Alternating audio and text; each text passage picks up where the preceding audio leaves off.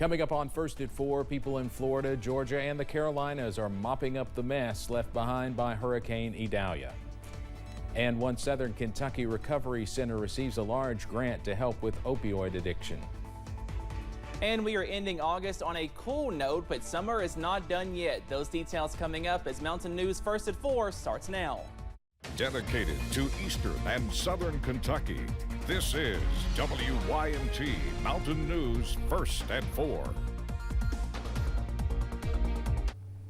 Good afternoon, I'm Steve Hensley. First at 4, residents in Florida's Big Bend region are returning home today to see what is left of their property after a Category 3 hurricane slammed ashore yesterday morning. Idalia quickly moved north, spreading more misery. CBS's Jared Hill has the latest on now Tropical Storm Idalia from Morehead City, North Carolina. Idalia arrived in the Carolinas as a tropical storm, but with enough punch to flood streets and topple trees. That car's flying! In Goose Creek, South Carolina, intense winds lifted this car right off the ground. The local police chief said 2 people escaped with only minor injuries.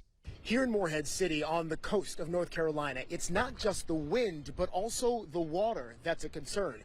There are flash flood warnings up and down the eastern part of the state.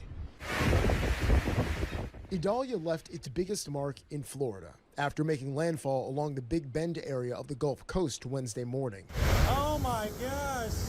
The canopy at a gas station in Perry, Florida was no match for the storm's 105-mile-per-hour winds. You want to live on the water, you gotta put up with it, you know?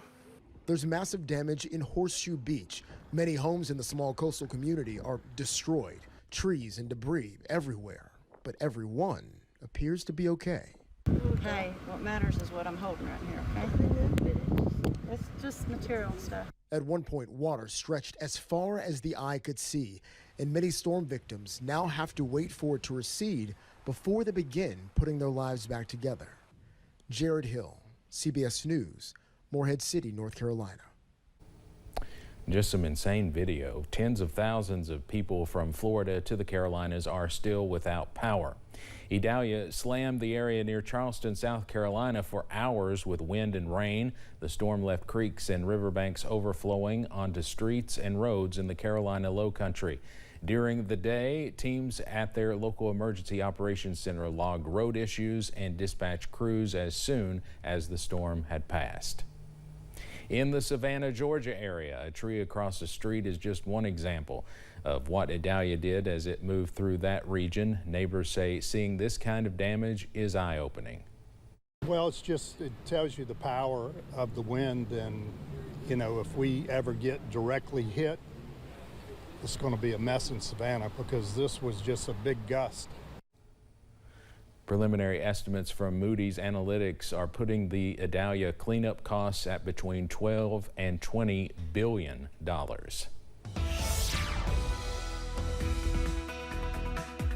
We are cool across the mountains for your Thursday and also into tonight as well, but we are tracking an increase in those temperatures as early as tomorrow, but not this evening though. Here's a live look at Buffalo Mountain. We are a little bit cloudy out there, also watching out for some blue sky as well, but check out that temperature, 70 degrees right now in Perry County. Some of us right now in the 60s.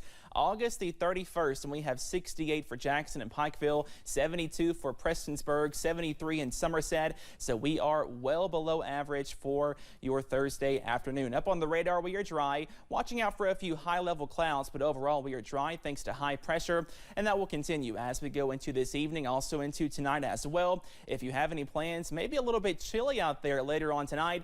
Those lows back in the 50s as you wake up on Friday.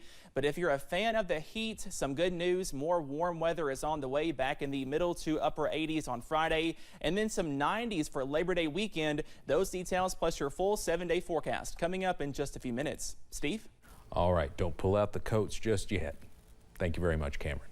Kentucky State Police are investigating a murder in Perry County. Officials say investigators responded to Turner Ridge Road in Hazard Sunday afternoon and found 38-year-old Ryan Turner had died of an apparent gunshot wound. 3 people have now been arrested in connection to the incident, including one person late today. We'll have much more on this coming up at 6 and on WYMT.com. One Laurel County Recovery Center will receive $300,000 in grants for their effort in fighting against the opioid epidemic. Last week, U.S. Senate Minority Leader Mitch McConnell announced that Horizon Health in Laurel County will be one of 8 organizations given the money. Director of Child and Family Services Whitney Wynn says this grant will allow them to focus on emergency crisis situations. And it's a $300,000 grant. What we focus on now is addiction recovery treatment. What this will allow us to do is go out into the communities and focus on crisis. So it will give us the opportunity to purchase Narcan, fentanyl testing strips. Wynn says they will be partnering with hospitals, EMS workers, and other agencies to get certified to use Narcan. We'll have more on why this is important for the region coming up tonight at 6. The University of Virginia's College at Wise had a record amount of students enroll in classes this semester. The college welcomed 392 first-year students and 102 transfer students to campus, adding up to be their largest class in a decade.